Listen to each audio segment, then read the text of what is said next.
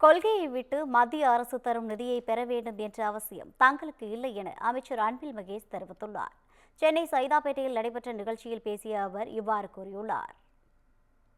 இந்தி ஒழிக தமிழ் வாழ்க என்று சொல்லி தன்னுடைய உடலை தீக்கிரையாக்கி கொண்டவர் தான் தியாகி அரங்கநாதன் அவர்கள்.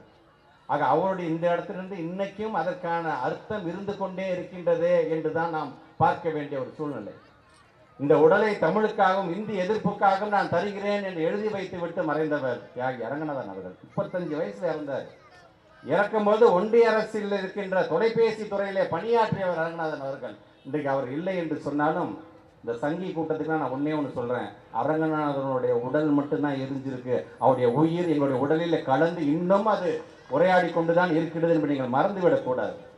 இன்றைக்கு சமகர சிக்ஷா என்று சொல்றாங்க. நான் பள்ளிக்கல்வித்துறை அமைச்சராக இருக்கிறேன். ஒன்றிணைந்த பள்ளிக்கல்வி திட்டத்தின் மூலமாக நமக்கு வர வேண்டிய 2152 கோடி ரூபாய் நான் தரமாட்டேன், நீ மும்மொழி கொள்கையை ஏற்றுக்கிட்டாதான் நான் தருவேன் என்று நமக்கு கண்டிஷன் போடுறாங்க. பணம் நம்மளோட பணம், 43 லட்சம் பிள்ளைகளோட எதிர்காலம் சம்பந்தமான பணம். அதை கேட்டா அவங்க சொல்ல இல்லை, இது நீ ஒத்துக்க நான் தரேன் என்று சொல்லும் போதுதான் தமிழ்நாட்டுடைய முதலமைச்சர் சொன்னார், நீ என்ன 2000 கோடி 5000 கோடி சொல்ற, நீ 10,000 கோடியே தந்தாலும் சரி, எங்களுடைய கொள்கையை விட்டு அந்த நிதியை பெற வேண்டிய அவசியம் எங்களுக்கு இல்லை என்று சொன்ன ஒரு முதலமைச்சர் நம்முடைய தமிழ்நாட்டுடைய முதலமைச்சர் அவர்கள். இது மட்டும்தானா?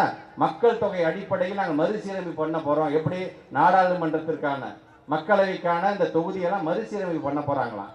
மறுசீரமைப்பு பண்ணால் இன்னைக்கு நம்ம 39 தொகுதி தமிழ்நாட்டுக்கு இருக்குது என்று சொன்னால் அது 31ஆக குறைந்து விடும். நம்முடைய பிரதிநிதித்துவம் அங்கே குறைந்து விடும் என்று இன்னைக்கு குரல் கொடுக்கக்கூடிய முதல் ஆண்மகன் யார் என்று சொன்னால் நம்முடைய தமிழ்நாட்டுடைய முதலமைச்சர் என்ற பெருமை நமக்கு இருக்கின்றது.